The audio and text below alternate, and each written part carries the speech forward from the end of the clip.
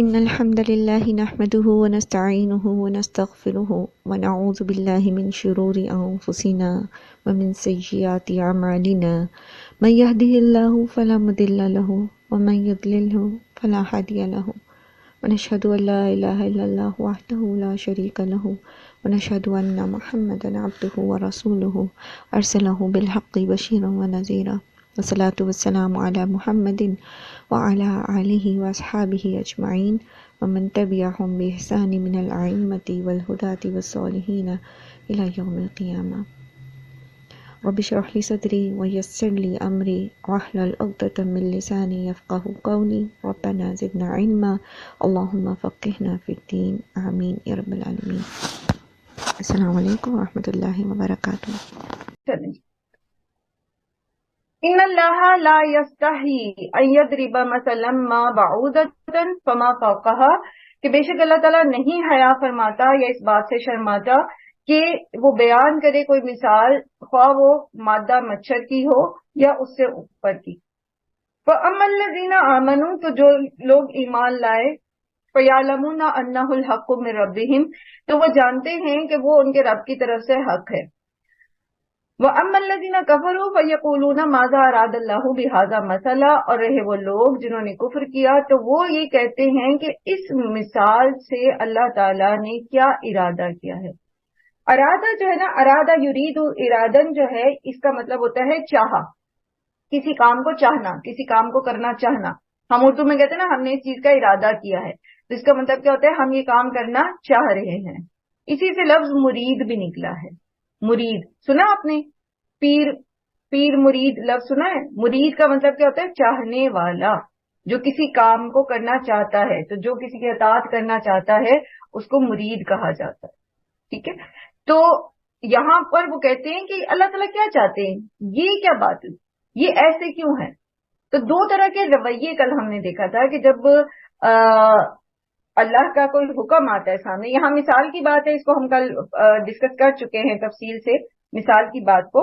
اب ہم over all اس کو دیکھتے ہیں کہ کل ہم نے اس میں سے سیکھا کیا تھا، کہ جب قرآن پڑھا جاتا ہے تو دو طرح کے رویے سامنے آتے ہیں۔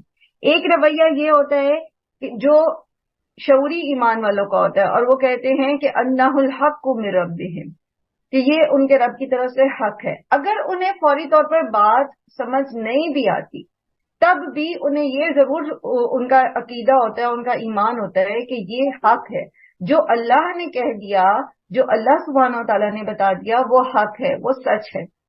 ہمیں سمجھ نہیں آ رہی، ہماری عقل کا قصور ہے، ہمارے علم کی کمی ہے، تو ہمیں یہ بات سمجھ نہیں آئی، تو وہ اپنے علم کو بڑھانے کی کوشش کرتے ہیں تاکہ انہیں وہ بات سمجھ آ جائے۔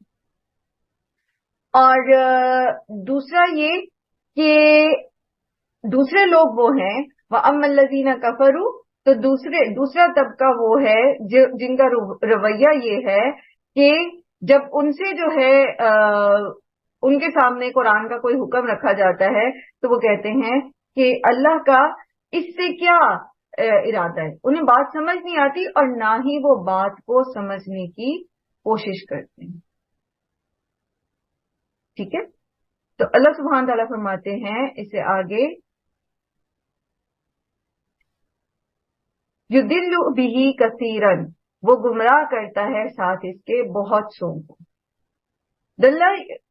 یضل کا لفظ ہے ضل یضل سے، اضلال تضلیل گمراہی، ٹھیک ہے، باب تفعیل سے ہے، تو وہ گمراہ کر دیتا ہے اس کے ذریعے بہت سو کو، وہ یہدی بہ کثیرا، اور وہ ہدایت دیتا ہے اس کے ساتھ بہت سو کو۔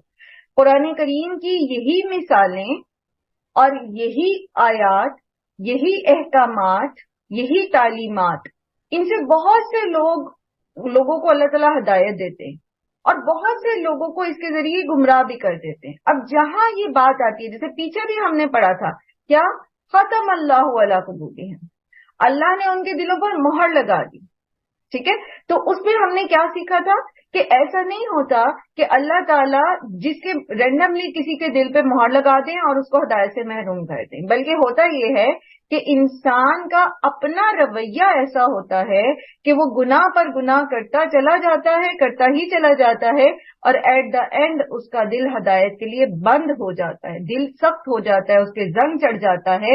ہم نے زنگ کی مثال سے بھی سیکھا تھا کہ جب وہ ساتھ ساتھ ہم اس کو اگر صاف نہیں کرتے، اس کے اوپر ایک جو ہے انسولیشن کی تہ نہیں لگاتے اس کا، تو وہ آہستہ آہستہ آہستہ رسٹی ہو کے پورے کا پورا چارپائی یا پوری کی پوری ٹیبل یا سارے کا سارا جو بھی وہ لوہا ہوتا ہے وہ گل سڑ کے ختم ہو جاتا ہے. تو یہی حالت دلوں کی ہوتی ہے. تو وہ جو اللہ نے مہر لگا دی تھی، تو وہ اللہ نے ایسے ہی مہر نہیں لگا دی، بلکہ انسان کی چاہت یہ تھی کہ وہ اللہ کی طرف جانے نہیں چاہتا تھا، تو پھر اللہ نے بھی اس کو زبردستی ہدایت نہیں دی. جیسے اس میں بھی آتا ہے نا ایک اور جگہ بھی قرآن کریم میں کہ فَلَمَّا زَاغُوا أَزَاغَ اللَّهُ قُلُوبَهُمْ، جب انہوں نے ٹیڑھا ہونا چاہا وہ ٹیڑھے ہو گئے تو اللہ نے بھی ان کے دل ٹیڑھے کر دیے. اللہ زبردستی کسی کو سیدھے رستے پر نہیں لے کے جاتا. اسی طرح قرآن کریم میں ایک اور جگہ آتا ہے کہ قوم سمود کے بارے میں سورہ فصلت میں وَأَمَّا ثَمُودُ فَهَدَيْنَاهُمْ، تو رہے سمود تو ہم نے انہیں ہدایت دی تھی. فَاسْتَحَبُّوا الْأَعْمَى عَلَى الْهُدَى، تو انہوں نے پسند کیا اندھے بنے رہنا ہدایت لینے کی بجائے. تو it was their own choice. اسی طرح قرآن کریم جب لوگ پڑھتے ہیں تو پڑھتے ہوئے وہ جس نیت سے پڑھتے ہیں، جو اینک لگا کے پڑھتے ہیں، جو تعصب دل میں رکھ کے پڑھتے ہیں، جو وہ قرآن سے حاصل کرنا چاہتے ہیں، ان کو وہی ملتا ہے.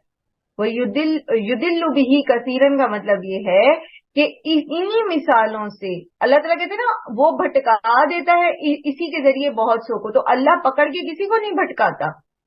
اس آیت یا اس طرح کی آیات سے یہ مطلب نہیں لیا جائے گا کہ اللہ نے رینڈملی لوگوں کو بھٹکا دیا، بلکہ بھٹکنے کی چوائس جو تھی وہ بندے کے ہاتھ میں تھی.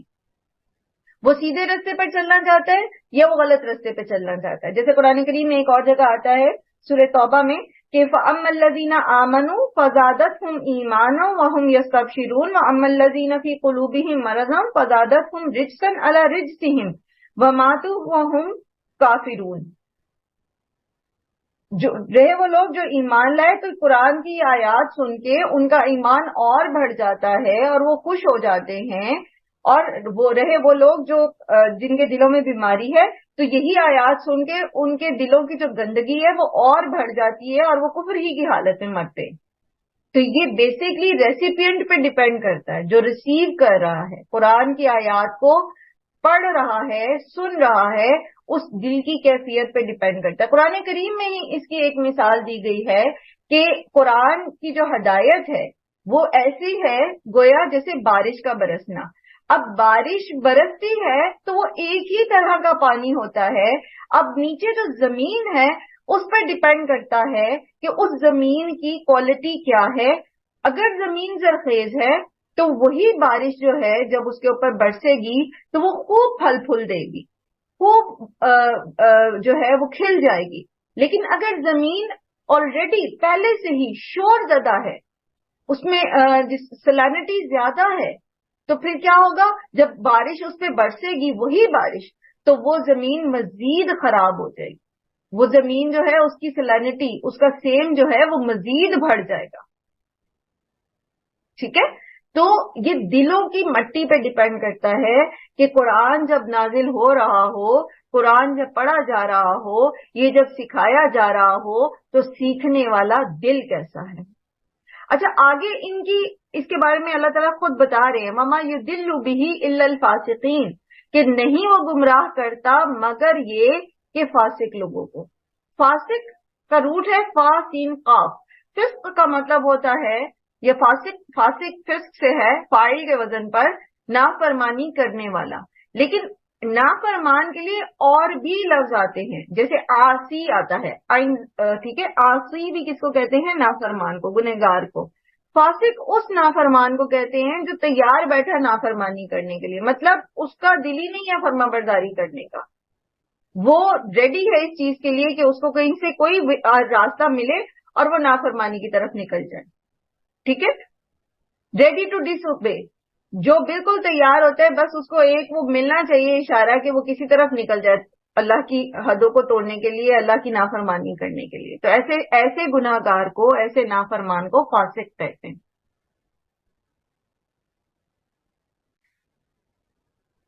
اللہ سبحانہ و تعالی یہاں فرما رہے ہیں کہ یہ جو مثالیں ہیں ان کے ذریعے بہت سے لوگ جو ہیں ان کو اللہ تعالیٰ بھٹکا دیتے ہیں.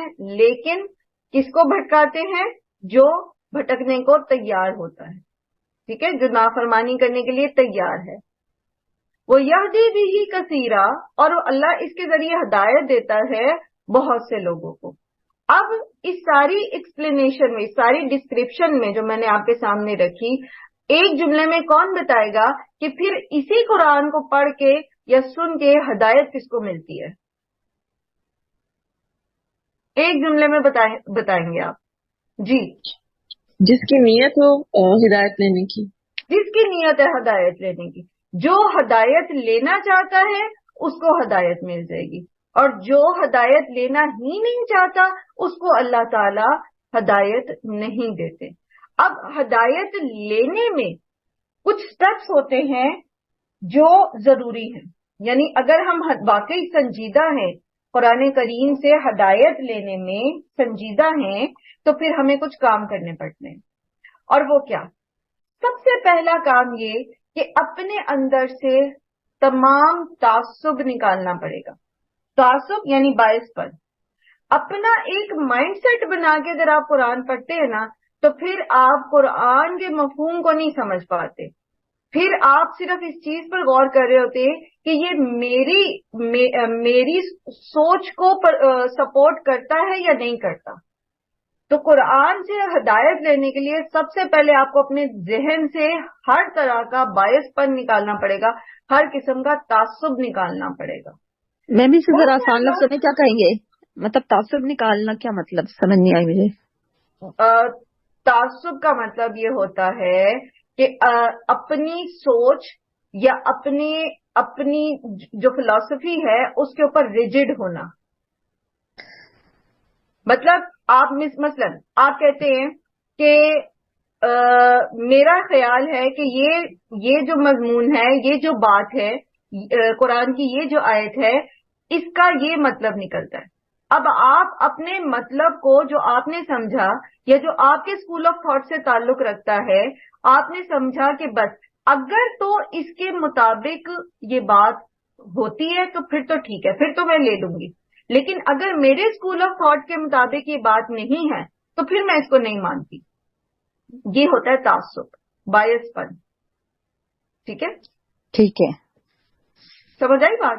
اگر ہم ذہن میں گرا باندھ کے بیٹھیں گے نا کہ یہ جو بات بتائی جا رہی ہے، ہمیں جو آیت پڑھائی جا رہی ہے، اگر میری سوچ یا جو میں نے سیکھا ہوا ہے بچپن سے، یا جو میرے خاندان کا طریقہ ہے، یا جو میرے امام صاحب نے بات کہی ہے، اگر تو اس کے مطابق ہے پھر تو میں لوں گی. لیکن اگر اس کے مطابق نہیں ہے پھر میں اس بات کو قبول نہیں کروں گی، چاہے وہ قرآن کی آیت کا بالکل واضح مطلب ہے، لیکن میں اس کو نہیں لے رہی. تو یہ ہو جاتا ہے پھر تعصب. مثلا میں آپ کو بتاتی ہوں، جب ہم کلاس سٹارٹ کرتے ہیں نا، بہت سارے لوگ ایڈمیشن لیتے ہیں. ایڈمیشن لینے کے بعد وہ ہم سے کوشچننگ کیا کرتے ہیں، لائک اچھا میلاد کے بارے میں آپ کیا کہتے ہیں؟ اچھا آپ کا بزرگوں کے بارے میں آپ کا کیا خیال ہے؟ اب یہ کیا کوشچنس ہیں؟ کیا قرآن میں ان چیزوں کا ذکر ہے؟ ہم نے آپ کو قرآن پڑھنے کی دعوت دی ہے نا، ہم آپ کو کہہ رہے ہیں کہ آپ قرآن پڑھیں، لیکن آپ وہ کوشچنس کر رہے ہیں جس سے آپ اپنی اسکول آف تھاٹ کو سیٹسفائی کرنا چاہتے ہیں کہ ٹھیک ہے، اگر یہ میلاد یا بزرگوں کے بارے میں یا وٹ ایور جو بھی اس طرح کی کوشچننگ ہمارے سامنے ہوتی ہے اس کے بارے میں، نبی صلی اللہ علیہ وآلہ وسلم کے بشر ہونے کے بارے میں یا ان کا نور ہونے کے بارے میں آپ کیا کہتے ہیں؟ تو اس طرح کی کوشچننگ کیوں کی جاتی ہے؟ کیا اس میں ہدایت کی طلب ہے یا صرف یہ جاننا کہ جو قرآن پڑھا رہا ہے اس کا اسکول آف تھاٹ کیا ہے؟ تو اسکول آف تھاٹ اگر میرے اسکول آف تھاٹ سے ملتا ہے پھر تو میں پڑھوں، پھر تو میں قرآن پڑھوں گی. لیکن اگر میرے اسکول آف تھاٹ سے نہیں ملتا پھر میں نہیں پڑھوں گی. تو یہ ہوتا ہے تعصب. اب کلیئر ہوا؟ جی جی. چل الحمدللہ. دیکھیں قرآن جو ہے نا، اس کے اندر بالکل واضح ہے سب کچھ. اس میں ہم تھوڑا سا اس کو گرامیٹکلی لے کے چلے جائیں اور زیادہ ڈیپتھ میں چلے جائیں اور یا اس کے ذریعے ہم اپنا تزکیہ کریں اور ہم کچھ ایگزامپلس دنیا کے آج کل کے دور سے لے لیں، یہ اور بات ہے. لیکن اس کے اندر کچھ بھی ایسا نہیں ہے جو کسی بھی مسلمان کے لیے مشکل ہو سمجھنا. بالکل واضح ہے، صاف ہے. پیچھے ہم قرآن کا امتیاز یہی پڑھ کے آئے. تو جو اس سے ہدایت لینا چاہتا ہے وہ ہدایت لے گا، اور جو اس سے نہیں لینا چاہتا اس کو نہیں ملے گی. ٹھیک ہے، جو بھٹکنے کے لیے تیار بیٹھا ہے یہ اس کی سوچ کو اسی طرف لے جائے گا. لیکن یہ کہ زبردستی نہ تو اللہ تعالیٰ کسی کو ہدایت دیتے ہیں اور نہ ہی اللہ تعالیٰ زبردستی کسی کو بھٹکاتے ہیں. قرآن کریم میں سورہ محمد میں اللہ سبحانہ تعالیٰ نے فرمایا والذین اہتدوا زادہم ہدی وآتاہم تقواہم. وہ لوگ جنہوں نے ہدایت کو طلب کیا، جو ہدایت کی طرف آئے، جو ہدایت کے رستے پر چلے، ہم نے ان کو ہدایت میں بڑھا دیا اور ان کو ان کا تقوی دیا، تقوی عطا کیا. سو چوائس از یورس. آپ نے ربانی بننا ہے، اللہ والا بننا ہے، ہدایت یافتہ بننا ہے. اہدنا الصراط المستقیم میں جو ہم نے کہا تھا کہ صراط الذین انعمت علیہم، تو انعمت علیہم کے رستے پہ چلنا ہے یا ضالین یا مغضوب علیہ کے رستے پہ چلنا ہے. سو چوائس از یورس. اب یہ ہمارے رویے ہیں قرآن پڑھنے کے ساتھ، قرآن کے ساتھ ہمارے رویے اور ہماری سوچ ہے جو ہمیں ہمارا فیصلہ کرے گی آگے کہ ہم کن میں جا رہے ہیں. ہم ہدایت یافتہ لوگوں میں شامل ہونے جا رہے ہیں یا ہم نعوذ باللہ ثم نعوذ باللہ ضالین میں شامل ہو رہے ہیں. اب یہاں اللہ سبحانہ تعالیٰ نے صاف بتا دیا کہ وما یضل بہ الا الفاسقین. فاسقین جو ہوتے ہیں، جو نافرمان ہوتے ہیں، وہی بھٹکتے ہیں. قرآن کو پڑھنے کے بعد، سننے کے بعد وہ بھٹک جاتے ہیں. ان کی کچھ خصوصیات بتائی ہیں یہ اللہ تعالیٰ نے، اور بھی ہیں. یہاں بیسک جو 3 خصوصیات ہیں وہ مینشن کی گئی ہیں، اور وہ کیا ہے کہ الذین، فاسق کون ہوتے ہیں؟ الذین ینقضون، وہ جو توڑتے ہیں. نقض ینقضو سے ہے انقاذ. نقض ینقضو کا مطلب ہوتا ہے توڑ دینا، کسی چیز کو بریک کرنا. اور یہاں بات ہو رہی ہے اللہ کے عہد کو توڑنے کی. من بعد میثاقہ، بعد اس کو مضبوط باندھنے کے. میثاق کا روٹ جو ہے وہ وثقہ ہے، واو ساقہ. وثقہ کا مطلب ہوتا ہے بہت زور سے کسی چیز کو باندھ دینا. تو عہد کو مضبوطی سے باندھنے کا مطلب کیا ہوتا ہے؟ خوب سوچ سمجھ کر کسی سے کوئی کمٹمنٹ کر لینا. جی بشرا. میم وہ ایکچولی اس سے پہلے آپ یہ بات کری تھی نا، وہ درمیان میں رہ گئی کہ اگر ہمیں ہدایت لینا چاہتے ہیں تو ہمیں اپنے اندر کیا کیا کرنا چاہیے. تو اس کا پہلا پوائنٹ تھا نا اپنے اندر سے تعصب نکالنا پڑے گا. تو وہ آپ نے بات کی. تو جی جزاک اللہ خیر. وہ تعصب میں جی وہ میرے سوال کی وجہ سے وہ آپ بھول گئی. چلیں جزاک اللہ خیر. اچھا، سب سے پہلے تو یہ کہ اپنے اندر سے ہم نے تعصب دور کرنا ہے. جب ہم سب سے پہلے اپنا تعصب الگ کر دیں گے نا، ہم اپنے ذہن کو بالکل خالی کر کے قرآن کھولتے ہیں اور اللہ سے دعا کرتے ہیں اہدنا الصراط المستقیم صراط الذین انعمت علیہم. ٹھیک ہے، غیر المغضوب علیہم ولا الضالین. تو پھر ہمارا دل جو ہے نا وہ پریپیئر ہو جاتا ہے کہ اللہ تعالیٰ جو کہیں گے میں اس کو ایکسپٹ کر لوں. ٹھیک. اب اللہ تعالیٰ کیا ہمیں بتا رہے ہیں؟ اس کے 2 سورسز ہیں، اس کے صرف 2 سورسز ہیں، اور وہ کیا ہے؟ قرآن اور سنت. جیسے بالکل آغاز میں حدیث پڑھتی ہوں اور میں نے آپ لوگوں کو زبانی یاد بھی کروائی تھی یہ حدیث کہ کیا دلیل ہے اس بات کی کہ ہم صرف قرآن اور سنت کو تھام لیں اور باقی کسی چیز کے پیچھے نہ چلیں، تب بھی ہم گمراہ نہیں ہوں گے، بلکہ یہ موسٹ سیکیور راستہ ہے ہدایت کا. اور وہ حدیث کس کی ہے؟ وہ میں نے آپ کو یاد بھی کروائی تھی. ترکتو فیکم امرینی، میں چھوڑ رہا ہوں تم میں وہ 2 چیزیں، لن تضلوا، ہرگز نہیں تم گمراہ ہوگے، ما تمسکتم بہما، جو تم میں سے ان دونوں کو پکڑے رکھے گا. اور وہ 2 چیزیں کیا ہیں؟ کتاب اللہ اور سنت النبی صلی اللہ علیہ وسلم. اللہ کی کتاب اور سنت رسول، ان کو جب مضبوطی سے پکڑ لیں گے تو پھر ہم گمراہ نہیں ہوں گے. یہاں پیچھے لفظ دیکھیے جو استعمال ہوا ہے، یدلو. یدلو سے ہی پھر حاضر کا صیغہ ہے تدلو. ٹھیک ہے، لن تدلوا ما تمسکتم بہما، نہیں تم گمراہ ہوگے. ٹھیک ہے، تم میں سے وہ جو اس کو، ان دو چیزوں کو مضبوطی سے تھام لے گا. اور وہ دو چیزیں کیا ہیں؟ نمبر ایک اللہ کی کتاب اور اس کے نبی کی سنت. یہ موطا امام مالک کی حدیث ہے اور کتاب القدر ہے چیپٹر 1 حدیث نمبر 1628. ٹھیک ہے، اس کو زبانی یاد کر لیں.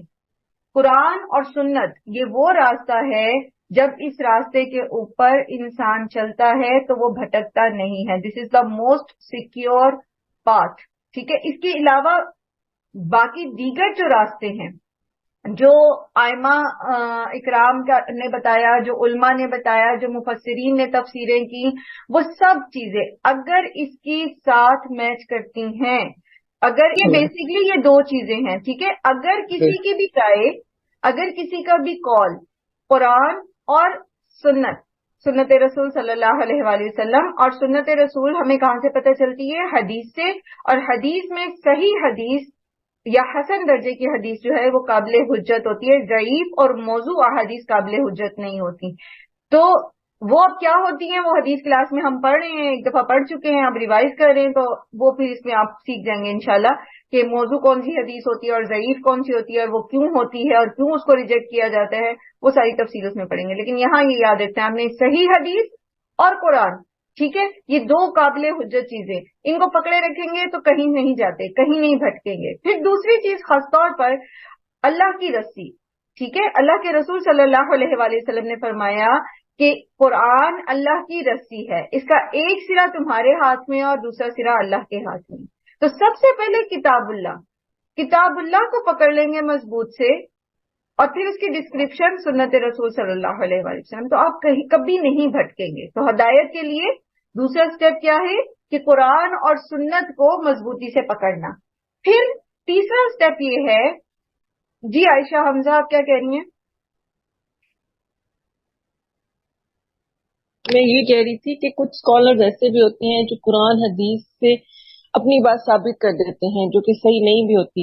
اب میں نے بھی ایک اسکالر دیکھ کے ان کا دیکھا، وہ کوئی بدعت کو پروف کر رہے تھے اس حدیث سے، جو ایک صحابی کے گھر گئے اور انہوں نے پڑھ کے پھونکا اور وہ کھانا زیادہ ہو گیا، انہوں نے اس کو اس چیز سے پروف کر کے بتایا. تو اب اس کے بارے میں پھر کیا مطلب کریں؟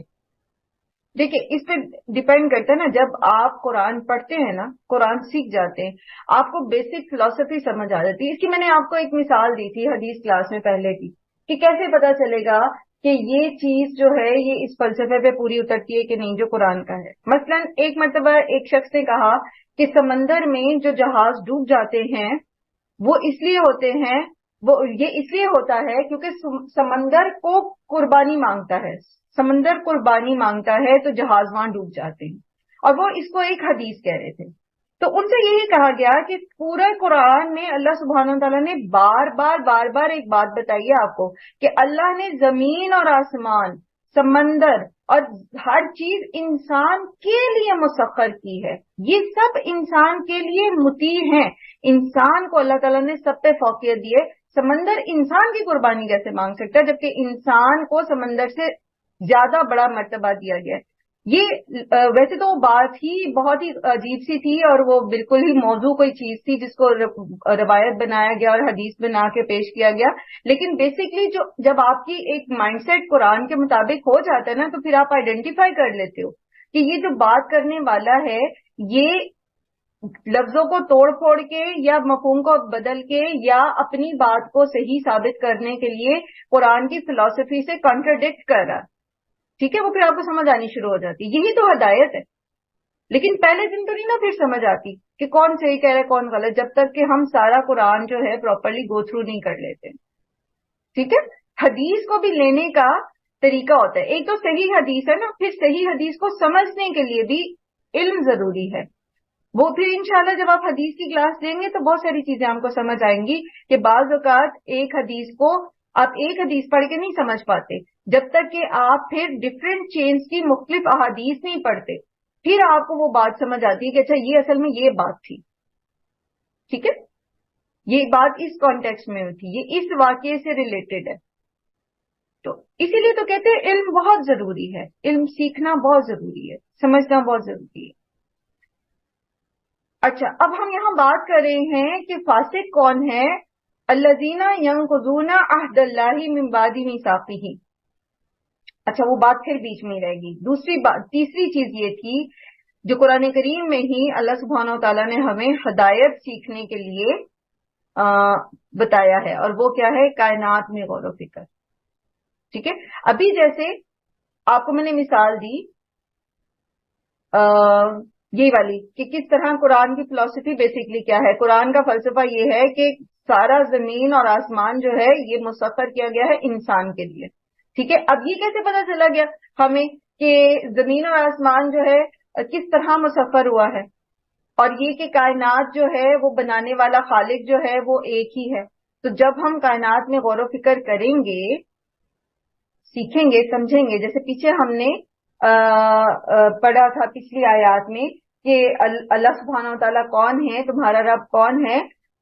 وہ جس نے تمہارے لیے الذی جعل لکم الارض فراشا، وہ جس نے تمہارے لیے زمین کو فرش بنا دیا، بچھونا بنا دیا. حالانکہ زمین کی اپنی اصل شکل، اپنی جو اصل حالت ہے وہ یہ نہیں ہے کہ وہ آپ کے لیے کسی فرش کی طرح بچھی ہوئی ہو. اس کی اپنی حالت تو یہ ہے کہ وہ ہر وقت ہلتی رہے، لرزتی رہے. تو کائنات میں غور و فکر کر کے آپ ہدایت حاصل کرتے ہیں. ٹھیک ہے، پھر پانچویں چیز یہ کہ دعائیں مانگنا، اللہ سے ہدایت طلب کرنا، کیونکہ دل جو ہے نا وہ اللہ کے ہاتھ میں ہے، اللہ کی مٹھی میں ہے. تو اللہ سبحانہ و تعالیٰ سے دعا کرنا، اللہ سے ہدایت مانگنا، مانگتے رہنا، یہ بہت ضروری ہے تاکہ اللہ ہمارے دل کو اپنے دین پر جمائے رکھے. یا مقلب القلوب ثبت قلبی علی دینک. ٹھیک ہے، اللہ تعالیٰ آپ میرے دل کو اپنے دین کے اوپر جما دیں. مدد اللہ سے، اللہم انی اسألک الہدی والتقی والعفاف والغنی. بہت ساری مسنون دعائیں آپ کو مل جائیں گی اس طرح. پھر اسی طرح ربنا لا تزغ قلوبنا بعد اذ ہدیتنا وہب لنا من لدنک رحمہ. ٹھیک ہے، اللہ تعالیٰ آپ نے ہمارے دل کو ہدایت دینے کے بعد ٹیڑھا نہیں کھینچے گا، اس میں ٹیڑھ نہ آئے، یہ کسی اور طرف نہ چل پڑے، آپ اس کو سیدھے رستے پر ہی جما کے رکھیے. تو دعائیں بہت ضروری ہیں. اور پھر ایک اور چیز، اور وہ ہے صحبت صالحین، قرآن کی مجالس، ایسی مجالس جس میں اللہ کا ذکر کیا جاتا ہو. نیکی کے کام مختلف ہو سکتے ہیں، مختلف قسم کے ہو سکتے ہیں. ایک وقت میں آپ قرآن ترجمہ تفسیر پڑھتے ہیں، قرآن کلاس لیتے ہیں. دوسرے وقت میں آپ مل جل کے، آپ کی کمیونٹی جو ہے آپ کے آس پڑوس میں، آپ پلان کرتے ہیں، پڑوسنے آپس میں مل جاتی ہیں، بیٹھتی ہیں، اٹھتی، کوئی چلیں جی طعام و مسکین کا پروگرام کرتے ہیں، کوئی نیکی کا کام کرتے ہیں. ہم ہفتے میں ایک دن ایک دسترخوان لگاتے ہیں، اس میں سب مل کے ایفرٹ کرتے. یہ جو ایفرٹس ہے نا نیکی کے کاموں میں، یہ بھی آپ کے دل کو ہدایت کی طرف لے کر جاتی ہیں. ٹھیک ہے، تو یہ ساری چیزیں جتنی میں نے آپ کو بتائی نا، اپنے دل کو تعصب سے پاک کرنا، قرآن اور سنت کو مضبوطی سے تھام لینا، کائنات میں غور و فکر کرنا، اور دعائیں مانگنا، ہدایت کو طلب کرنا، اور مجالس صالحین، نیکی کی قرآن اور حدیث کی مجالس کو اٹینڈ کرنا، صحبت صالحین اختیار کرنا، اور نیکی کے کاموں میں حصہ لینا. یہ ساتھ ساتھ آپ کو سپورٹ کرتے ہیں ہدایت کے رستے کے اوپر جما کے رکھنے کے لیے. ٹھیک ہے، یہ وہ ضروری کام ہے جو ہمیں کرنے پڑیں گے ساتھ ساتھ. اب آپ اس کو شیڈیول کر سکتے ہیں. ٹھیک ہے، شیڈیول کس طرح کر سکتے ہیں کہ کب آپ نے کیا کام کرنے ہیں، ویکینڈز پہ آپ نے کیا کام کرنے ہیں. تھرو آؤٹ اپنے آپ کو اللہ کے دین کے ساتھ جوڑے رکھنا، کہیں اس کو سوشل ورک میں کی شکل میں، کبھی اس کو تعلیم اور تعلم کی شکل میں، کبھی اس کو جو ہے وہ کسی اور طریقے سے، جیسے بھی مطلب آپ ویلفیئر کا کوئی کام کرنا چاہتے ہیں، آپ کچھ اور کرنا چاہتے ہیں، ایسا کام کوئی بھی جو امر میں معروف میں آتا ہو وہ کام کرنا چاہتے ہیں، بیٹرمنٹ کے لیے کوئی کام کرنا چاہتے ہیں، تو یہ آپ کرتے رہیں گے. ساتھ ساتھ آپ جو ہے وہ सारी चीजें साथ साथ शेड्यूल करेंगे तो इंशाअल्लाह अजीज आप देखेंगे कि आपको डेली बेसिस के ऊपर इस्तकामत मिलती रहेगी हदायत के लिए। ठीक है इंशाअल्लाह।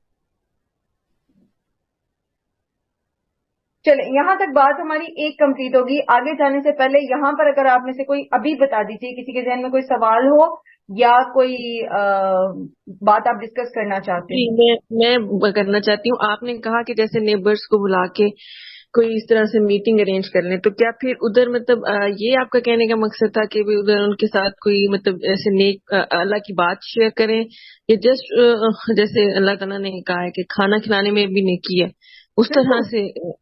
देखो आयशा, ये ना आपकी हिकमत है।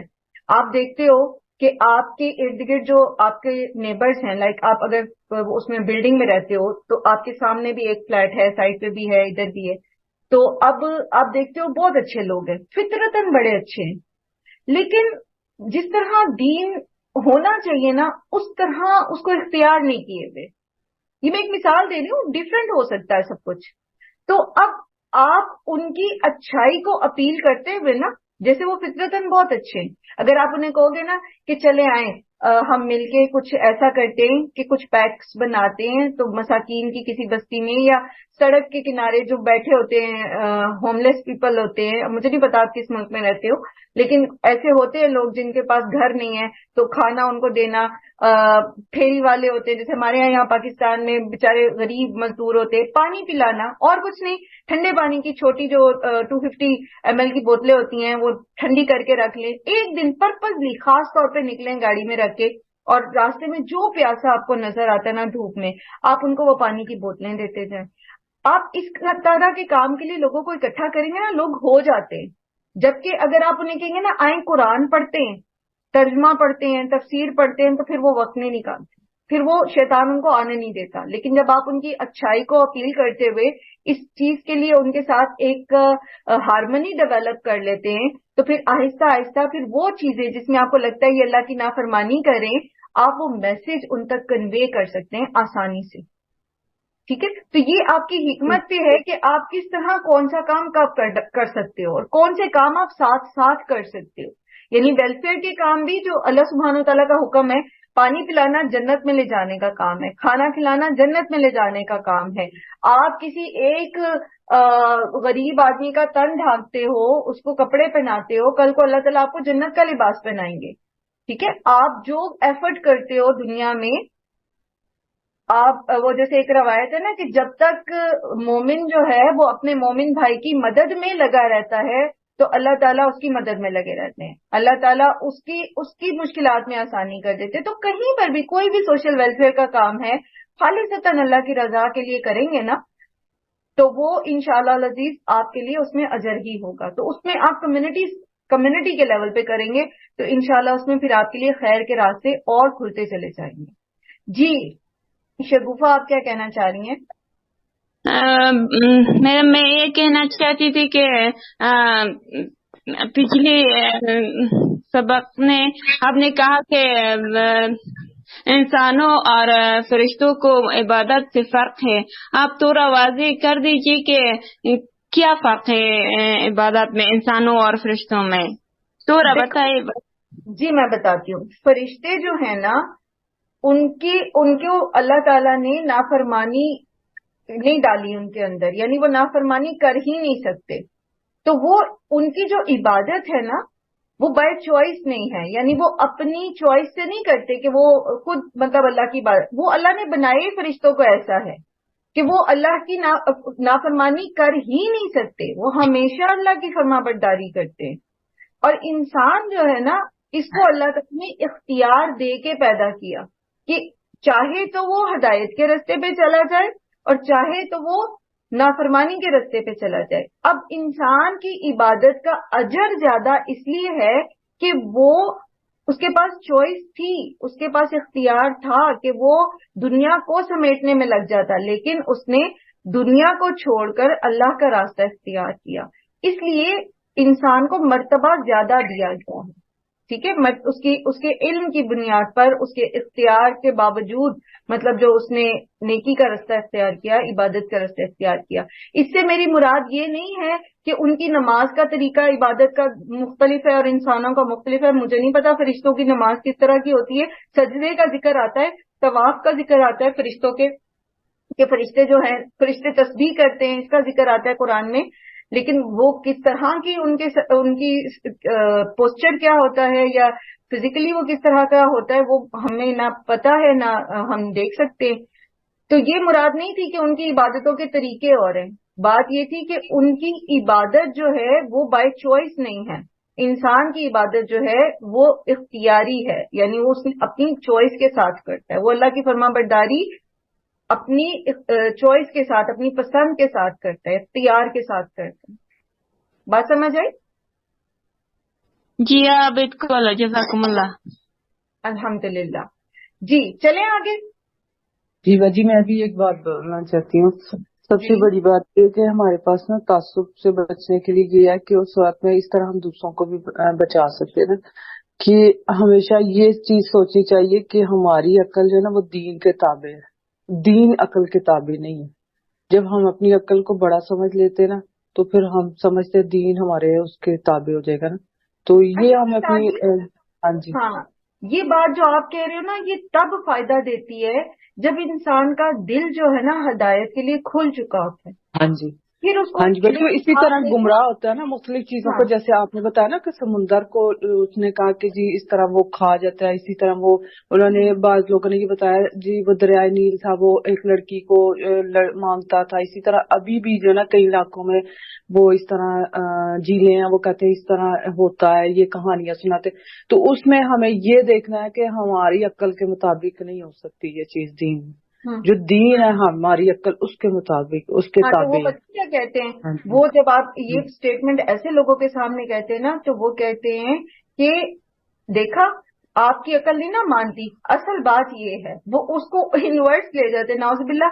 یہی بات ہے نا کہ جب تک ہم یہ سوچ لیں نا کہ ہم نے جو کچھ ہمارے دماغوں میں پہلے سے بھرا ہوا ہے اس کو سائڈ پہ رکھ کے قرآن سیکھنا ہے. پھر جو کچھ ہم نے سائڈ پہ رکھا تھا نا دماغ میں سے نکال کے اس کو دیکھنا ہے کہ وہ قرآن کے مطابق ہے تو ٹھیک ہے، نہیں ہے تو اس کو سائڈ پہ کر دے. میں نے آپ لوگوں کے ساتھ آپ نہیں تھے مطلب پچھلے سیشن میں ایک ویڈیو شیئر کی تھی آپ کے ساتھ، جس میں وہ خواتین جو تھیں وہ کسی جگہ پر کوئی وہ کر رہی تھیں، کسی میلے میں تھی. تو ان سے یہ کہا گیا کہ وہ طواف کر رہی تھی اس جگہ کا نا، تو ان سے کہا گیا کہ طواف تو خانہ کعبہ کا کیا جاتا ہے. تو انہوں نے کہا کہ جی ہمارے لیے یہاں کا ایک طواف جو ہے وہ کعبہ کی 100 حجوں سے زیادہ ہے. اللہ اکبر. ٹھیک ہے، تو یہ جو سوچ ہے نا یہ تبھی صحیح ہو سکتی ہے جب انسان ہدایت لینا چاہے، جب وہ چاہے کہ میں سیدھا رستہ پالوں. ٹھیک ہے، آپ کو میں نے کتنی ساری مثالیں ابھی تک اس معاملے میں دی کہ جب آپ نکلتے، جب جیسے ابو جہل تھا، اب ابو جہل کو بات بھی سمجھ آ گئی تھی لیکن وہ ہدایت لینے نہیں چاہتا تھا تو وہ مسلمان نہیں ہوا. ٹھیک ہے، اس کی نسبت حضرت عمر جو تھے انہوں نے اپنے دماغ میں کو بالکل اس چیز کے لیے خالی کیا ہوا تھا. ان کی سوچ یہ تھی کہ جو اسلام آیا ہے، محمد صلی اللہ علیہ وآلہ وسلم جو باتیں کر رہے ہیں یہ لوگوں کے بیچ میں لڑائیاں ڈلوا رہے ہیں. تو یہ چیز جو ہے یہ سوچ تھی تو انہوں نے کہا کہ اس میں مسئلے کو ختم کرتا ہوں. لیکن جب اپنی بہن کے پاس گئے اور انہوں نے قرآن سنا اور انہیں سمجھ آ گئی کہ یہ بات لڑائی ڈلوانے والی تو نہیں ہے، یہ بات تو سچ ہے، تو انہوں نے فوراً مان لی. اب ان کے دماغ میں تعصب نہیں تھا نا، اپنی قبائلی تعصب یا کوئی اپنی بڑائی کا تعصب نہیں تھا کہ مجھے ہی بڑا بننا ہے، مجھے ہی سردار بننا ہے یا میرے قبیلے کو آگے ہونا چاہیے بنو ہاشم سے. انہوں نے بات مان لی. تو فرق انسان ریسیپینٹ پہ ہے، مطلب انسان کے اوپر آ جاتا ہے پھر کہ اگر تو وہ چاہتا ہے کہ میں سیدھے رستے پہ چلوں تو پھر اس کو بات سمجھ آتی ہے. اگر وہ نہیں چاہتا تو آپ جو مرضی دلائل دے لیں اس کو، وہ سیدھے رستے کی طرف نہیں آئے گا. وہ بلکہ آپ ہی کی باتوں کو ٹویسٹ کرتا جائے گا اور آپ ہی کے سامنے اس کو پھر لاتا جائے گا، دیکھا یہ اس طرح سے تھا، دیکھا یہ اس طرح سے تھا. تو اللہ تعالیٰ ہمیں ہدایت دیں. اور اسی لیے آپ دیکھیں کہ جب اہدنا الصراط المستقیم بھی مانگتے ہیں نا تب بھی لوگوں کے دماغ میں صراط مستقیم وہی ہوتا ہے جو ان کے لیے صراط مستقیم ہے. وہ تب بھی پیور ہو کے نہیں مانگتے کہ وہ راستہ جو واقعی اللہ تعالیٰ نے سیدھا راستہ بنایا ہے ہمیں اس راستے کو چاہیے, ہم نے اس راستے پہ چلنا ہے. بہت سارے لوگ ہمیں جوائن کر کے چھوڑ جاتے ہیں اسی لیے کہ وہ ہم سے چاہتے ہیں کہ کچھ ایسا اگلوا لیں, کچھ ایسی بات کروائیں جو یہ ثابت کرے کہ ہم جو ہیں کسی خاص فرقے سے, کسی خاص اسکول آف تھاٹ سے تعلق رکھتے, تو وہ پھر اس کو کوئٹ کر جاتے کلاس کو. حالانکہ اس کلاس کے قائم کرنے اور اس کو کامیابی سے الحمدللہ پچھلا بھی ہم نے سیشن مکمل کیا, اس سے پہلے بھی جب یہاں کیمپس پہ بھی میں پڑھاتی تھی, میں ہمیشہ یہ بات کہتی ہوں کہ میں نے دین سیکھا ہے اور میں نے ہر اسکول آف تھاٹ کو پڑھا ہے, میں ہر اسکول آف تھاٹ میں کے مدارس میں گئی ہوں. تو جو قرآن کا فرسٹ ہینڈ نالج ہے, میں اسی لیے مجھے کوئی فقہی سوال کرتا ہے نا تو میں صاف کہہ دیتی ہوں کہ بھی فقہ میرا سبجیکٹ ہی نہیں ہے, آپ کسی مفتی سے رابطہ کریں, میں نہیں آپ کو بتا سکتی. تو ایک ایسی کلاس جو کسی بھی فقہی تعصب سے پاک ہے, اس کو صرف آپ اس لیے چھوڑ جائیں کہ آپ کا اسکول آف تھاٹ کا وہ نام لے کے نہیں پڑھا رہے, تو یہ صرف یہی ہے نا کہ آپ ہدایت نہیں لینا چاہتے, آپ صرف اپنے آپ کو ایک تسلی دینا چاہتے ہیں کہ جی یہ آپ ہی کے اسکول آف تھاٹ کی ہے بات, ہے تو لیں گے, نہیں ہے تو چھوڑ جائیں گے. یہ جو تعصب ہوتا ہے نا, یہ انسان کو بالکل ہدایت کی طرف نہیں آنے دیتا, بالکل بھی نہیں آنے دیتا. یہ بہت شیطان کا جسے کہتے ہیں نا ایک زہر قاتل ٹائپ ہتھیار ہے کہ انسان کی جڑ مونڈ دیتا ہے, دین کی جڑ مونڈ دیتا ہے. یہ جو فرقہ واریت ہے نا, دین کی جڑ مونڈ دیتی ہے, ختم کر دیتی ہے دین کو, اور لوگ صرف اپنی فرقے کا جھنڈا بلند کرنے میں لگے رہتے. آج دین کے ساتھ سب سے بڑا اور گھناؤنا جو مذاق ہے وہ یہی کیا جا رہا ہے کہ ہم یہ سمجھتے ہیں ہم بہت دیندار ہیں, لیکن ہم صرف اپنے اسکول آف تھاٹ کو پروموٹ کر رہے ہوتے ہیں, اپنا جھنڈا بلند کر رہے ہوتے ہیں. اور اس میں ایسی ایسی مثالیں اور ایسے ایسے واقعات ہماری اس سفر میں ہماری نظروں سے گزرے ہیں کہ یہ تعصب انسان کو کتنا دین سے دور کر دیتا ہے, اصل روح سے دور کر دیتا ہے. کہ ہماری ایک اسٹوڈنٹ تھی حدیث کلاس میں, انہوں نے یہ بات بتائی, ان کے اپنے بھتیجے کے ساتھ ہوئی تھی. وہ بچہ ایک مدرسے سے پڑھا, حفظ کیا اس نے, اور ایک دوسرے مدرسے کے قاری صاحب کی قرات اس کو بہت پسند تھی. ٹین ایجر تھا تو وہ ان کے مدرسے میں چلا گیا کہ میں وہ قرات سیکھوں, وہ بہت خوبصورت قرآن پڑھتے ہیں. اب جب یہ پڑھ رہا تھا تو ایک دن ایسے ہی کسی بچے نے پڑھتے ہوئے غلطی کی, تو اس نے ٹوک دیا کہ جی یہاں یہ لفظ نہیں, یہ اس طرح سے لفظ ہے. تو وہ جو قاری صاحب تھے انہوں نے کہا تمہیں کیسے پتا؟ اس نے کہا میں نے حفظ کیا ہوا ہے. اچھا کہاں سے کیا ہوا ہے؟ فلان جگہ سے کیا ہوا ہے. آپ یقین کریں کہ وہ اس بہن نے بتایا کہ دیر اینڈ دین انہوں نے اس بچے کو اٹھایا اور مدرسے سے نکال دیا. ان کا تم یہاں کا رخ نہیں کرو گے, تم تو فلانے مدرسے سے پڑھ کے آئے. اب آپ مجھے بتائیں گے کیا ہے یہ, دین ہے یہ جہالت؟ اسی طرح ایک اخبار میں نے مطلب پڑھا تھا کہ پاکستان ہی کے ایک شہر کی بات ہوتی تھی کہ ایک مدرسے کے کچھ طلباء دوسرے اسکول آف تھاٹ کے مدرسے میں چلے گئے اور وہاں جا کر پڑھنے لگے. تو جب وہاں کے اسٹوڈینٹس کو پتا چلا کہ یہ تو فلاں جگہ سے آئے ہیں, تو انہوں نے ان کو اتنا زدوکوب کیا کہ ان میں سے ایک دو تو شاید اپنی جان سی گئی. یہ کیا ہے؟ یہ کون سا دین ہے؟ مساجد کے باہر لکھا ہوا ہوتا ہے کہ فلاں فرقے کے لوگ جو ہیں وہ نہ آئیں. کیا ہے یہ؟ کیا مسجد کسی کی جاگیر ہے یا وہ اللہ کا گھر ہے؟ ہم کس دین کو دین بنا کے بیٹھے ہیں؟ کون سی ہدایت ہے پھر جو ہم حاصل کر رہے ہیں؟ یہ تعصب جب تک ہم دماغوں سے نکالیں گے نہیں نا, اور اصل دین کی طرف نہیں آئیں گے جو اللہ کے رسول صلی اللہ علیہ وآلہ وسلم لے کر آئے, تب تک ہمیں ہدایت نہیں ملے گی, تب تک ہم اس راستے پر نہیں چل پائیں گے جو ہمیں جنت تک لے جاتا ہے اور دنیا میں بھی جو ہے وہ کامیابیاں دلاتا ہے. چلے آگے چلتے ہیں اگلی آیت پر, اور اس پہ نہ پھر ہم اور ہی طرف چلے جائیں گے. جی عیسیٰ. امین جو آپ نے ہینڈ ریز آواز آ رہی ہے؟ جی آ رہی ہے. جی جی جی میں فرقے کے حوالے سے ایک بات شیئر کرنا چاہ رہی تھی کہ ایک وہ مسلمان ہوئے ہیں، ابھی تو نہیں کافی عرصہ ہو گیا ان کو، کرسچن سے مسلمان ہوئے، تو وہ اپنے بیان میں بتا رہے تھے کہ جب میں مسلمان ہوا تو بہت سارے لوگ مجھے مبارکباد دینے آئے، تو اس میں سے نا کچھ لوگوں نے مجھ سے سوال کیا کہ اچھا کون سے والے مسلمان ہوئے، مطلب کس فرقے سے مسلمان ہوا، تو انہوں نے کہا کہ میں تو بس مسلمان ہوا، میں نے قرآن کو فالو کیا اور سنت رسول کو. تو کہتے ہیں پھر وہ خیر ہماری مطلب بیان وغیرہ ہوا، سارا کچھ ہوا، تو جاتے جاتے انہوں نے مجھے کہا کہ ابھی مسلمان تو ہو گئے ہو لیکن تم ابھی صحیح والے مسلمان نہیں ہوئے، یعنی اگر کسی فرقے میں شامل ہوگے تو پھر صحیح والے مسلمان ہوں گے. بہت سارے ریورس کو یہ بات فیس کرنی پڑتی ہے. بہت سارے ریورس جو اسلام کی طرف آتے ہیں نا، وہ پھر اسلام سے دور ہو جاتے ہیں لوگوں کے اس طرح کے رویوں سے. میں نے اسی طرح جو ہے وہ میں کسی ریورٹ ہی کو سن رہی تھی، تو وہ خاتون کہتی ہیں کہ مسجد میں مسلمان ہوئی تو نماز پڑھنے کے لیے کھڑی ہوئی، تو کسی خاتون نے کہا جی ایسے سجدہ کرو، کسی نے کہا نہیں ایسے کرو، کسی نے کہا یوں نہیں کرو، کسی نے کہا یوں نہیں کرو.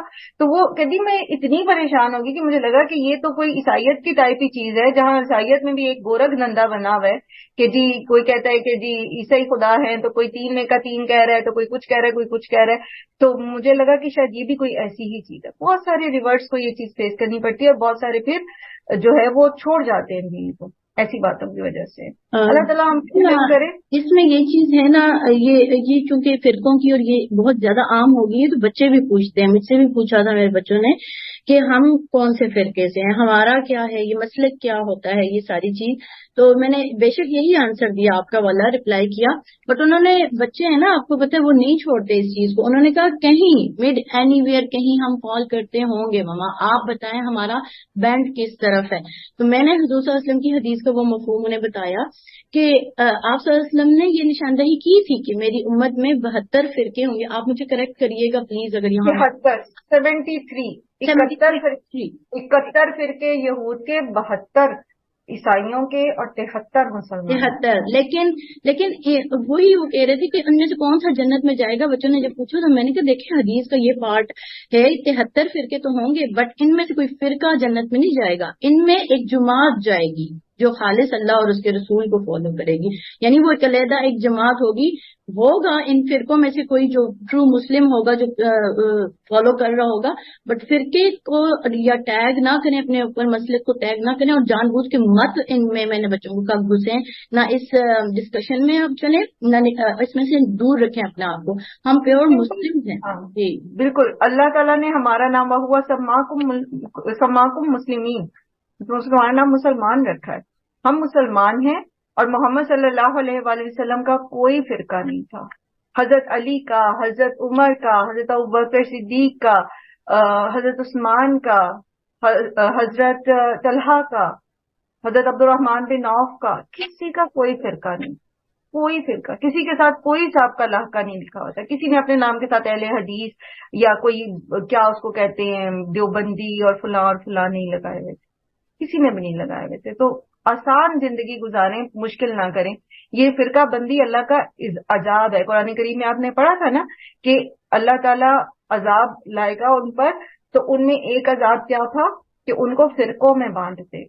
فرقہ بندی اللہ کے عذاب میں سے ایک عذاب ہے، کیونکہ جب قوم فرقوں میں بٹ جاتی ہے تو پھر دشمن اس کے اوپر ٹوٹ پڑتا ہے. اور یہی ہمارے ساتھ ہوا کہ ہم امت مسلمہ سے نکل کر، مسلم سے نکل کر فلاں فلاں فلاں فلاں فلاں بن گئے.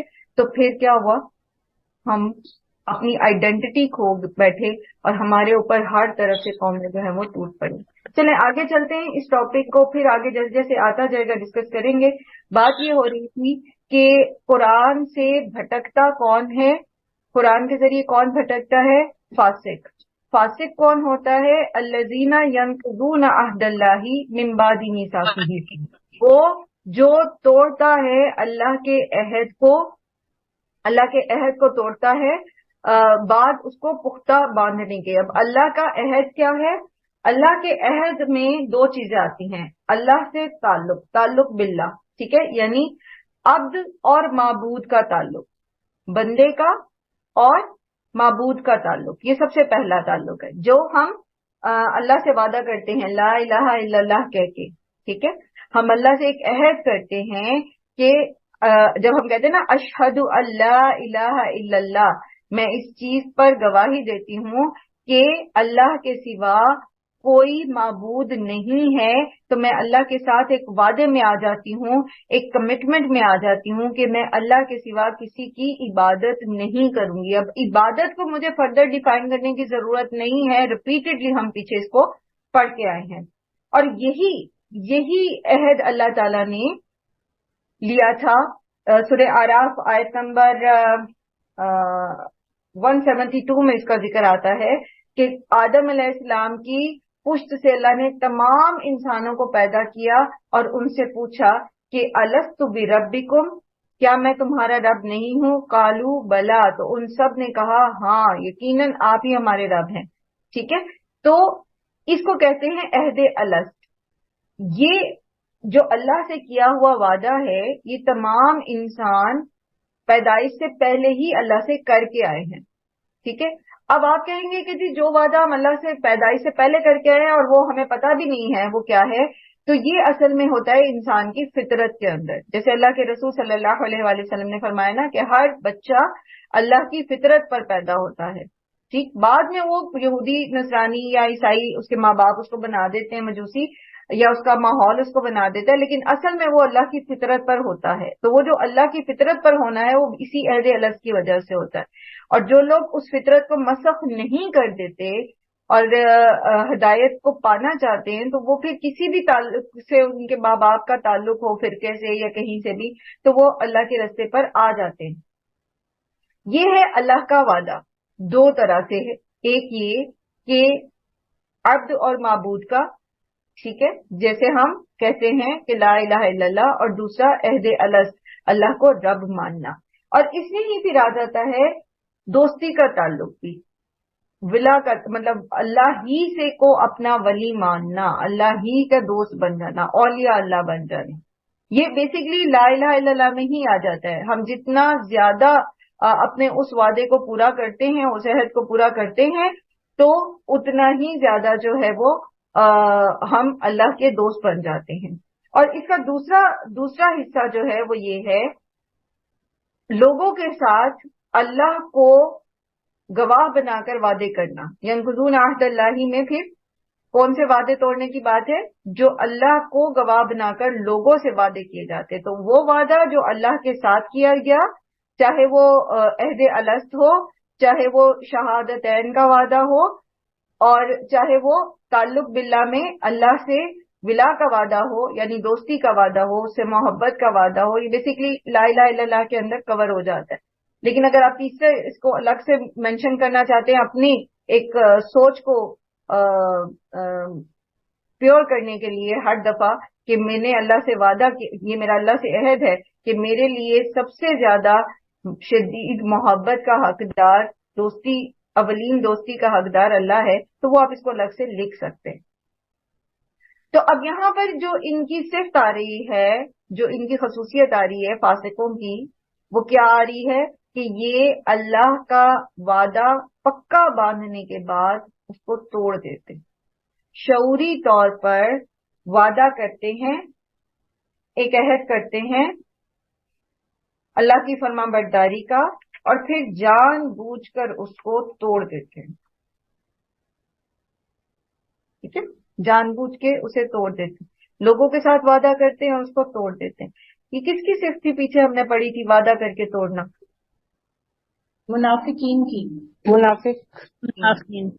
منافق بھی کون ہوتا ہے؟ جو جان بوجھ کر نافرمانی کرتا ہے۔ فاسق بھی بیسیکلی جان بوجھ کے نافرمانی کرتا ہے نا، وہ تیار ہوتا ہے بس نافرمانی، مجھے کوئی موقع ملے اور میں نافرمانی کروں، ٹھیک ہے۔ تو اللہ کے عہد کو مضبوط باندھ کے توڑ دینا، چاہے وہ اللہ کے حقوق اللہ میں نافرمانی کرنا ہو، یا پھر وہ لوگوں کے ساتھ وعدہ کر کے توڑنا ہو، یہ فاسق کی نشانی ہے۔ پھر ہے وَيَقْطَعُونَ مَا أَمَرَ اللَّهُ بِهِ أَن يُوصَلَ، اور وہ کاٹتے ہیں ان چیزوں کو جن کو اللہ نے جوڑنے کا حکم دیا۔ اللہ نے کس کس چیز کو جوڑنے کا حکم دیا؟ سب سے پہلے جوڑنے کی چیز کیا ہے؟ تعلق باللہ، ٹھیک ہے، اللہ کے ساتھ بندے کو جوڑنا۔ یہ کیا کرتے ہیں؟ خود بھی اللہ سے دور جاتے ہیں اور لوگوں کو بھی اللہ سے کاٹتے ہیں، دور کرتے ہیں۔ لوگوں کے دلوں میں اللہ کی محبت پیدا کرنے کی بجائے شخصیات کی محبت پیدا کرتے ہیں، غیر اللہ کی محبت پیدا کرتے ہیں، اور وہ کوئی بھی ہو سکتی ہے، ضروری نہیں کہ صرف عبادات میں ہی۔ اللہ کی فرمانبرداری پر چلنے کے بجائے، اللہ کے ساتھ تعلق مضبوط کرنے کی بجائے لوگوں کو دنیا میں الجھا دیتے ہیں، دنیا میں لگا دیتے ہیں، دنیا کی محبت میں ان کے دل میں اللہ کی محبت سے زیادہ بڑھا دیتے ہیں، بندے کو اللہ سے کاٹتے۔ پھر دوسرے لیول پر وہ امور یا روابط جن کو اللہ تعالی نے انسان کی اجتماعی اور انفرادی فلاح کے لیے جوڑنے کا حکم دیا، درست رکھنے کا حکم دیا، وہ بین الانسانی بھی ہو سکتے ہیں، یعنی انسانوں کے بیچ میں بھی ہو سکتے ہیں، اور بین الاقوامی بھی ہو سکتے ہیں، یعنی اقوام کے بیچ میں بھی ہو سکتے ہیں۔ ایسے تعلقات جو انسانی فلاح کے لیے انفرادی اور اجتماعی طور پر ضروری ہے بنا کے رکھنا۔ مثلا پڑوسیوں کے ساتھ تعلقات، اللہ تعالیٰ کا حکم ہے نا کہ آپ پڑوسیوں کے ساتھ ان کے حقوق کا خیال رکھیں، ٹھیک ہے، اور پڑوسی کہاں تک ہوتے ہیں؟ 10 گھر تک ہوتے ہیں، اور آج ہمارا یہ حال ہے کہ ہمیں ساتھ والے گھر کی خبر نہیں ہوتی۔ اللہ ہم پر رحم کرے۔ تو بجائے اس کے کہ وہ اس کو بنا کے رکھیں، وہ اس کو کاٹتے ہیں، خود بھی کاٹتے ہیں، اور پھر دوسروں کے اندر بھی کسی کی برائیاں کر کے، کسی کے خلاف پروپیگنڈا کر کے اس کو کاٹتے ہیں۔ پھر مومن آپس میں کیسے ہیں؟ مومن جو ہے ان کا تعلق آپس میں کیسا ہے؟ ایک جسم کی مانند کہ ایک حصے کو تکلیف ہوتی ہے تو پورا جسم بخار میں مبتلا ہوتا ہے، ایک دیوار کی مانند کہ ایک اینٹ دوسری اینٹ کو مستحکم کرتی ہے۔ یہ کیا کرتے ہیں؟ مومنوں کو آپس میں کاٹتے ہیں۔ پھر وہی ٹاپک آ جائے گا پیچھے، جب ہم فرقوں میں بانٹتے ہیں لوگوں کو تو ہم بیسیکلی کیا کرتے ہیں؟ مومنوں کو مضبوط کر رہے ہیں یا مومنوں کو کاٹ رہے ہیں ایک دوسرے سے؟ کیا کر رہے ہیں؟ کاٹ رہے ہیں۔ تو یہ بھی اس میں آ جائے گا وَيَقْطَعُونَ مَا أَمَرَ اللَّهُ بِهِ أَن يُوصَلَ میں اللہ نے مومنوں کو آپس میں جڑ کے رہنے کا بتایا۔ سورہ حجرات میں آپ نے کیا پڑھا کہ مومن مومن کا بھائی ہے، لیکن ہم کیا کرتے ہیں؟ ہم مومن کو مومن سے دور کرتے ہیں۔ اور پھر تیسری چیز رشتوں کو جوڑنا، صلہ رحمی۔ اللہ تعالیٰ کا حکم ہے رشتوں کو جوڑ کے رکھنا، یہ رشتوں کو کاٹتے ہیں۔ فاسق کی ایک اور نشانی کیا ہے کہ یہ رشتوں کو توڑنے والا ہوتا ہے۔ اللہ نے فرمایا کہ رشتوں کو جوڑ کے رکھو، صلہ رحمی کرو۔ آپ دیکھیں کہ قرآن کریم میں قریباً 11 مقامات ہے جس میں رشتہ داروں کا لفظ آیا، خاص طور پر کہ رشتہ داروں کو ان کے حقوق ادا کرو۔ لیکن ہم قرآن پڑھتے، سمجھتے، حفظ کرتے، سب کچھ کرتے، لیکن جہاں بات آ جاتی ہے رشتوں کو جوڑنے کی، وہاں ہم اس کو کاٹتے ہیں۔ یہ آگے انشاءاللہ ہم اس کو تھوڑا سا دوبارہ ڈسکس کرتے ہیں۔ ابھی اگلی ان کی نشانی پڑھتے ہیں، وہ کیا ہے؟ وَيُفْسِدُونَ فِي الْأَرْضِ، اور یہ زمین میں فساد کرتے ہیں۔ اور زمین میں فساد پیچھے ہم پڑھ کے آئے ہیں جہاں پر اللہ سبحانہ وتعالیٰ نے فرمایا تھا کہ اَلَا إِنَّهُمْ هُمُ الْمُفْسِدُونَ۔ کیا ہوتا ہے فساد فی الارض؟ بتائیے جلدی سے۔ معمولی فساد ہوتا ہے، حصی فساد ہوتا ہے۔ جی، ایک مانوی فساد ہوتا ہے اور ایک حصی فساد ہوتا ہے۔ حصی فساد کیا کیا ہوتا ہے؟ کوئی اور بتا دے؟ میں بار بار جو پیچھے میں بیس بنا رہی ہوں نا آپ لوگوں کی، اسی لیے اتنا سلو لے کے چل رہی ہوں from the very first day, کہ کچھ چیزیں جو قرآن میں آگے بار بار ریپیٹ ہونی ہے وہ آپ کے ذہن میں پختہ ہو جائے، پھر میں بار بار ساری چیزیں تفصیل سے نہیں بتاؤں گی. اب آپ مجھے بتائیے ظاہری فساد کون کون سا ہوتا ہے زمین میں؟ کرٹیسزم دونوں طرح کا ہوتا ہے, پازیٹیو بھی ہوتا ہے, نیگیٹو بھی ہوتا ہے. نیگیٹو کرٹیسزم یا آرگومنٹس میں بہت زیادہ آرگومنٹیٹو ہوتے ہیں جو لوگ. ہاں, جھگڑے نہیں آ جائے گا, جھگڑوں میں آ جائے گا. میں بتاؤں میں جی آپ بتا دیں. ناانصافی, ظلم, ناانصافی, بالکل ناانصافی, ظلم, زیادتی اور ایک دوسرے کے حقوق نہ دینا. یہ ساری ایک ہی بات آپ بار بار مختلف طریقے سے رپیٹ کر رہے ہیں. اور دوسری چغلی طرف کرنا, غیبت کرنا, یہ بھی اسی میں آ جائے گا. حصی فساد فی الارض میں, یہ جب آپ ایک بات کہہ دی نا آپ نے کہ آپس میں لڑائی کرانا, اس میں یہ ساری چیزیں آ جائیں گی. اب مجھے یہ بتائیے اور حصی فساد کیا ہوتے ہیں؟ کائنات میں بھی جو ہے نا, جو ہم رد و بدل کر رہے ہیں, نیگیٹیوٹی والا جو ہوتا ہے, مطلب پیڑ کاٹ لینا, ماحول میں آلودگی کرنا, ماحول میں آلودگی پیدا کرنا, پانی آبی آلودگی جو واٹر پولوشن ہے, اسی طرح ایئر پولوشن ہے. ٹھیک ہے, یہ سب کیا ہے؟ یہ زمین میں فساد ہے, یہ زمین میں فساد ہے. آپ دیکھیں, آپ درخت کاٹتے ہیں, اللہ تعالیٰ نے زمین کو اس کی پرفیکٹ فارم میں پیدا کیا ہے. اگر ہم جتنے درخت کاٹتے ہیں اتنے لگاتے نہیں ہیں تو پھر یہ فساد فی الارض ہوتا ہے. اسی طرح جب آپ کیمیکل یوز کرتے ہیں فصلوں کو اگانے کے لیے, فرٹیلائزر وغیرہ, بارش کو روکنے کے لیے بھی کرتے ہیں, بارشوں کو روکنے کے لیے بھی کرتے ہیں, وہ بھی فساد فی الارض ہے. ٹھیک ہے, یہ ساری چیزیں فساد فی الارض ہیں. اب فساد فی الارض کی کچھ اور جدید فارمز آ چکی ہیں. جیسے بارش کو روکتے ہیں آج کل, رینز کو روکا جاتا ہے جہاں پہ نہ ہو رہی, یہاں پہ سعودی عرب میں بھی کافی روکتے ہیں رینز کو. بالکل, جو قدرتی نظام کو اب وہاں پر یہ بم دھماکے کرنے ہیں. جی بالکل, جو اب یہ اٹامک دھماکے ہوتے ہیں یا کسی بھی قسم کا بارودی استعمال جو ہے وہ بھی زمین کی ساری اس کو خراب کرتا ہے, تابکاری کرتا ہے اس میں. اسی طرح ہارٹ ٹیکنالوجی آپ نے سنا ہوگا, مصنوعی زلزلے پیدا کرنے کی ٹیکنالوجی ہے, تو یہ بھی فساد فی الارض ہے. زمین کو فطرت کے خلاف جس طرح بھی آپ اس کو لے کے چلیں گے وہ ساری کی ساری فساد فی الارض ہو جائے گی. اسی طرح پانی کو روک کے رکھتے ہیں اور جب وہ اکٹھے بعد میں جب آتا ہے تو وہ فلڈ کی صورت اختیار کر لیتا ہے. بالکل, اس طرح سے کوئی بھی ایسا کام کرنا جو کہ آپ کو فائدہ دینے کی بجائے زمین کو نقصان دے رہا ہے, وہ سب کا سب حصی فساد ہوگا. اب مانوی فساد کی طرف آتے ہیں. مانوی فساد کیا ہوتا ہے؟ فساد فی الارض کی دوسری شکل ہوتی ہے مانوی فساد یا باطنی فساد. تو اس میں پھر آپ یہ دیکھیے کہ لوگوں کے عقیدے میں بگاڑ پیدا کرنا, یعنی ان کو قرآن اور سنت سے دور کرنا. پھر اسی طرح رشتوں میں بگاڑ پیدا کرنا, جیسے آپ نے پہلے بھی کہا نا, آپس میں جھگڑے کرانا. تو اس کے لیے پیچھے جب آپ انیشیٹو لیتے ہیں, کوئی شخص جو ہے وہ رشتوں کو آپس میں کاٹنے کے لیے, توڑنے کے لیے, جھگڑے کرانے کے لیے جو انیشیٹو لیتا ہے, ادھر کی ادھر لگانا, ادھر کی ادھر لگانا, وہ ساری مانوی فساد میں آتی ہیں. اور اسی طرح آپ دیکھیے کہ بجائے اس کے کہ اصلاح کی جائے, اصلاح کا اپوزٹ ہوتا ہے فساد. ٹھیک ہے, تو کسی بھی معاملے میں بجائے اس کے کہ اصلاح کی جائے, نعرہ لگایا جائے اصلاح کا اور اصل میں ہو وہ فساد. مثلا پیچھے بھی میں نے اس کا آپ کو اگزامپل دیا تھا, اور وہ تھا فیمنزم. فیمنزم یا تحریک نسواں کا جو نعرہ لگایا گیا وہ کیا تھا؟ بظاہر اصلاح کا, کہ عورتوں کو ان کے حقوق دلائے جائیں, لیکن اس کے درپردہ کیا ہے نیت؟ فساد کی.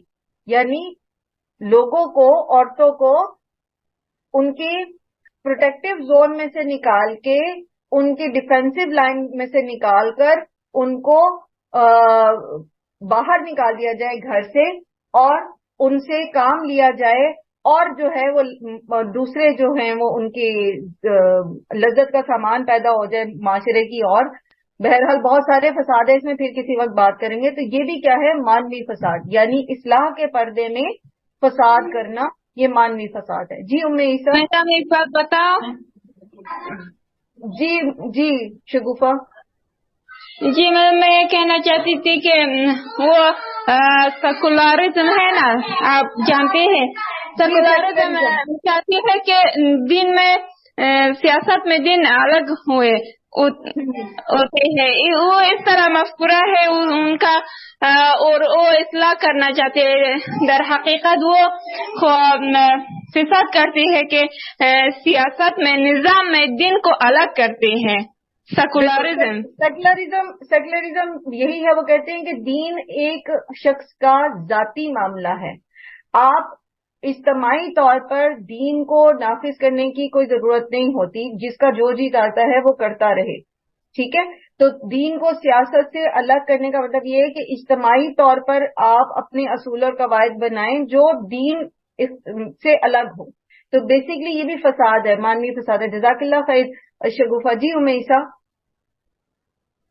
जी मैम, आजकल ये LGBTQ का बहुत ज्यादा हो रहा है, इसमें ये फौजस तनाव के हकूक के ऊपर बात हो रही है, लेकिन असल में ये होमोसेक्सुअलिटी को प्रमोट करना चाह रहे हैं, ये उसको प्रमोट कर रहे हैं। बिल्कुल बिल्कुल, ये भी क्या है, ये भी मानवी फसाद है। ठीक है जी आयशा। हाँ जी, मेरे बच्चे हैं छोटे, तो मैं अक्सर देखती रहती हूँ, वो जो गेम्स खेल रहे होते हैं उसमें इतना तशद्दुद और वायलेंस दिखाते हैं बच्चे में जहन में डालने के लिए। मुझे लगता है ये भी बहुत बड़ा फसाद है, और बच्चे हमारे फिर काबू में भी नहीं आते। जब एक दफा उनको उन गेम्स की आदत पड़ जाए, उनको सब वो कहते क्या है इसमें मम्मा, आप क्यों इतना ओवर रिएक्ट करते हैं, तो उनको बात समझ भी नहीं आती हमारी कि हम क्यों रोकते हैं। हाँ जी, वो कहते हैं ये तो सिर्फ गेम है, और हालांकि बात ये है कि वो बच्चों को तशद्दुद के लिए इम्यून कर देते हैं। फिर जब कहीं वो ऐसी लड़ाई देखते हैं ना, और ऐसी मार धाड़ देखते हैं, तो वो मतलब उसको बुरा नहीं समझते, वो उसको इंजॉय करते, जैसे वो अपनी गेम को इंजॉय करते हैं, तो वो ऐसी मार धाड़ को रियल लाइफ में इंजॉय करते हैं। तो ये बिल्कुल ये सब मानवी फसाद में, और ये किसकी निशानियां हैं? फासिकीन की। फासिक जो है वो जमीन में फसाद करना चाहता है। सूरह बकरा में ही आता है ना, एक जगह पहले भी मैंने आपसे मुनाफिकीन के जिक्र में पढ़ा था, इज़ा तवल्ला सआ फिल अर्दी लियुफ्सिद फीहा व युहलिकल हर्स वन नस्ल, नस्लों को हलाक करने की कोशिश करते हैं। खेतियों को फसाद फिलर्स में खेत तबाह करना, मतलब अब आप एक फसाद फिलर्स की एक और मिसाल जो है बड़ी वाज़ेह है, जो हम पाकिस्तान के अंदर सफर कर रहे हैं लेकिन हम इसको रियलाइज नहीं कर रहे अभी तक, और वो है काबिल काश्त इलाके को हाउसिंग सोसाइटीज में बदलना। और कोई इस पर आवाज नहीं उठा रहा। अभी हम समझ रहे हैं कि हाउसिंग सोसाइटीज बन रही हैं और हम सस्ते दामों प्लाट खरीद लें और हम अपनी जायदादें बना लें, लेकिन जो ज़रई इलाका है उसको खत्म करके खेतों के ऊपर हाउसिंग सोसाइटीज बना रही है जो लैंड माफिया। तो आपने खाना कहाँ से है? बाद में फिर आपने आटा, दाल, चावल, हर चीज मंगवानी है दूसरे मुल्कों से, और वो फिर कितनी महंगी पड़ती है। हम सब इस चीज को समझते हैं। ये भी क्या है? ये भी फसाद फिल अर्थ है कि आप प्लानिंग ऐसी कर रहे हैं जिसमें आप जो इस्लाह है, यानी लोगों की बुनियादी जरूरत है खुराक, उसको भुला के सिर्फ माली अपने फायदे को सोच रहे हैं। ये भी फसाद फिल अर्थ है। जी मैम, आपने इस तरफ तवज्जो दिलाई। मैम इतने बड़े बड़े जो बाग है मुल्तान में, आम के सारे बाग खत्म करके हाउसिंग सोसाइटीज बनाई जा रही है, तो और एक आम हमें नहीं पता कितने सालों में फल देने के काबिल होता है, कितने सालों। और हमें नहीं समझ।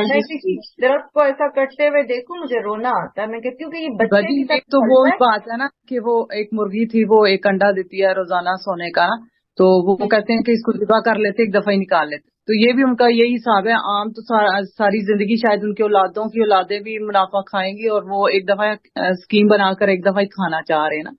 तो यही मैं परेशान होती हूँ जब मैं देखती हूँ कि जहाँ पर फसलें हुआ करती थी, सफर करते हैं तो रास्ते में जहाँ फसलें हुआ करती थी वहाँ मकान बन रहे हैं, और इतनी आबादी। पहले एक ही घर में कितनी फैमिलीज रहती थी, अब हर बंदा ही एक घर में 2 है, या किसी के 3 घर हैं, 4 घर हैं, लेकिन रहने वाला कोई नहीं है।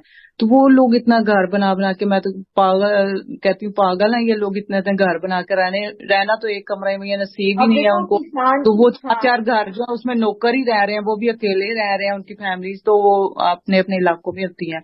तो ये इन साइड पे जाए इस्लामाबाद वगैरह, मरी वगैरह में, तो वहां पर उनके चौकीदार ही रह रहे होते हैं, इतने बड़े घर हैं, लेकिन वो खुद यहाँ पे बना ली ना। बात वही है ना کہ اصلاح نہیں کرتے نا ہم لوگ. ہم اجتماعی ابھی جو پیچھے ہم نے پڑھا نا وَيَقْطَعُونَ مَا أَمَرَ اللَّهُ بِهِ أَن يُوصَلَ، اس میں ایک پوائنٹ آپ نے یہ پڑھا نا کہ انفرادی اور اجتماعی اصلاحی معاملات، ٹھیک ہے، تو ان میں جو کرنے کے کام ہے وہ کرنے کی بجائے اب آپ ایک ایسے ڈیزگنیشن پر، ایسے عہدے پر بیٹھے ہیں جس میں آپ کو یہ پتا ہے کہ آپ کی عوام جو ہے، جو لوگ ہیں، ان کو خوراک مہیا کرنی ہے اور یہ لازمی ہے، یہ بنیادی حقوق میں سے ہے، اور اس کے لیے یہاں یہ اتنے کھیت ہونا ضروری ہے، لیکن آپ صرف اس لیے اس معاملے کو پسے پشت ڈال کے، بھلا کے، کاٹ کے پھینکتے ہیں اور وہاں پر ہاؤسنگ سوسائٹی کو اپروو کرتے ہیں کیونکہ آپ کو وہاں پر اتنے اور اتنے پلاٹ مل رہے ہیں،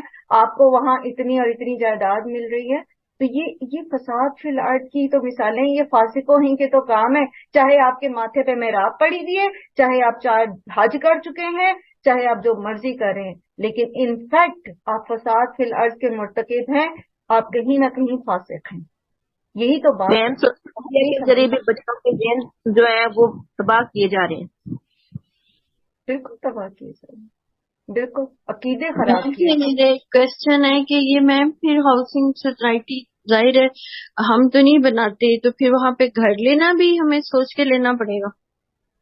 دیکھیں ہاؤسنگ سوسائٹی ہم تو نہیں بناتے، لیکن ہم ہی خرید کے ایسی جگہوں پر، یا یہ کہ ہم آواز بھی تو نہیں اٹھاتے نا. آج جب کہ آواز اٹھانا بہت آسان ہے، سوشل میڈیا پر ہم سب کے اکاؤنٹس ہوتے ہیں، تو اگر ہم اس سے کوئی بہت ایکٹیو ہے سوشل میڈیا پر، اب ہم کیوں نہیں ٹرینڈ کرتے اس چیز کو کہ کیوں ہاؤسنگ سوسائٹیز بن رہی ہیں تھیں. آبادی اس کو پکڑ بھی جا رہا ہے. جی، جو آواز اٹھاتا ہے اس کو پکڑ لیتے ہیں. بالکل ایسا ہی ہوتا ہے. یہ بھی ہے یہ بھی ہے، لیکن یہ وہی بات کرنا. جی یہ بھی فساد میں میم ہم لوگ سمجھتے ہی نہیں تھے، آج آپ نے یہ کلیئر کیا کہ یہ بھی فساد میں آتا ہے. دیکھیں قرآن سے جب ہمیں پتہ چل رہا ہے، قرآن سے پتہ چلتا ہے نا ہمیں. اب آپ یہ دیکھیں نا، ایک چیز کا حق سب کا ہے نا، تو وہ حق ہم ہی لے رہے ہیں. کسی چیز میں بھی ہو سکتا ہے، وہ صرف یہ نہیں ہے یہ کھانے کی چیزوں میں لے لیں، کسی بھی چیز میں لے لیں، کسی چیز میں بھی اس کو آپ شامل کریں گے نا. یعنی کہ ایک چیز ہے وہ سب کا حق ہے، لیکن وہ ہم اکیلے ہی ہڑپ کر رہے ہیں، تو وہ سب اسی میں آ جائے گا نا. ہر چیز میں اگر ہم لیں گے اس کو نا تو یہ اسی میں آئے گا. جیسے دیکھیں نا، اگر مجھے ایک گھر کی ضرورت ہے لیکن میں 4 گھر خرید کے بیٹھی تو میں دوسروں کا حق کھا رہی ہوں کہ نہیں؟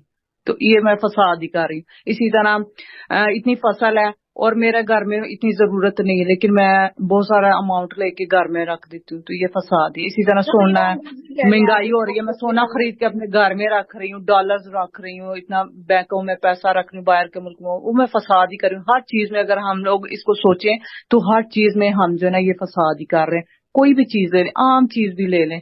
تو یہ دیکھیں شاپنگ کرنے نا، اب میرے پاس میری کپڑوں کی الماری بھری ہوئی ہے لیکن میں اس کے علاوہ بھی لے رہی ہوں، تو میں فساد ہی کر رہی ہوں. اس سے مہنگائی بڑھے گی نا.